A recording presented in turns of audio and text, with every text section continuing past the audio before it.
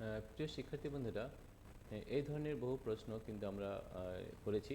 কিন্তু এই ধরনের প্রশ্ন করতে হলে সবথেকে আগে যেটা জানতে হবে সেটা হচ্ছে কিছু সূত্র রয়েছে, সেই সূত্রগুলো কিন্তু মুখস্থ করতে হবে। সূত্র যদি না জানা থাকে তাহলে কিন্তু এই অঙ্কগুলো একটাও কিন্তু করতে পারবে না। তাহলে এই খুব সহজ একটা সূত্র রয়েছে, সেটা আমরা করে দেখাচ্ছি এবং দেখো আমরা কীভাবে এই অঙ্কটা তোমাদের জন্য সমাধান করছি। ঠিক আছে, সমাধান। তাহলে এখানে সবথেকে আগে যেটা জানতে হবে যে আমাদের কী কী দেওয়া আছে, কী বের করতে হবে। ঠিক আছে, জল থেকে কাছে একটি আলোকরশ্মি আপতন কোণ হলো আপতন আপতন আপতিত হলো এবং প্রতিসরণ কোণের মান দেওয়া আছে। প্রতিসরণ কোণ হচ্ছে আর দেওয়া আছে 60 ডিগ্রি অর্থাৎ 60 ডিগ্রি। ঠিক আছে, এবং চ্যুতিকোণের মান 12 ডিগ্রি। চ্যুতিকোণ হচ্ছে ডেল হচ্ছে আমাদের 12 ডিগ্রি দেওয়া রয়েছে। কী বার করতে আমাদের? আপতন কোণের মান আমাদের বার করতে হবে। এইখানে বুঝতে হবে যে আমাদের জল থেকে কাঁচ।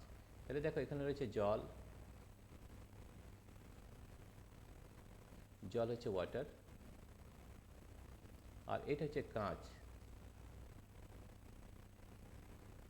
ঠিক আছে, অর্থাৎ এয়ার। তাহলে আমাদের দেখো জল আর কাঁচ, এখানে একটু ভালো করে বুঝতে হবে জল এবং কাঁচ কোনটা ঘনমাধ্যম। এইটা হচ্ছে ঘনমাধ্যম আর এটা হচ্ছে লঘু মাধ্যম। তাই দেখো আমাদের জল থেকে কাঁচে অর্থাৎ ঘনমাধ্যম থেকে লঘু মাধ্যমে যাচ্ছে, রাইট।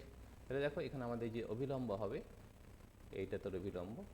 ঠিক আছে, তাহলে আমাদের আপতন যে কোণটা রয়েছে, এই যে আপতন এটা আমাদের বের করতে হবে তাহলে আমরা জানি ঘনমাধ্যম থেকে লঘু মাধ্যমে গেলে কি হয়, এটা কিন্তু দূরে সরে যায়, রাইট।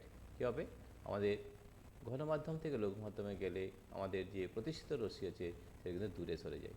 তো দূরে সরে গেলে কী হবে, এই আরটা নিশ্চয়ই বড় হবে, রাইট।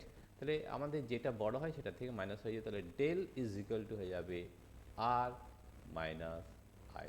হয়েছে, এই সূত্রটা আগে বুঝতে হবে ভালো করে যে ডেল কোনটা হয় আই মাইনাস আর হবে, আর মাইনাস হবে, যখন যেটা বড় হবে তার সেটা মাইনাস হয়ে যাবে বা বিয়োগ হয়ে যাবে। ঠিক আছে, তাহলে del is equal to del কত আছে 12 ডিগ্রি রয়েছে, 12 ডিগ্রি ইজ ইকুয়াল টু আর কত রয়েছে 60 ডিগ্রি, 60 ডিগ্রি মাইনাস আই।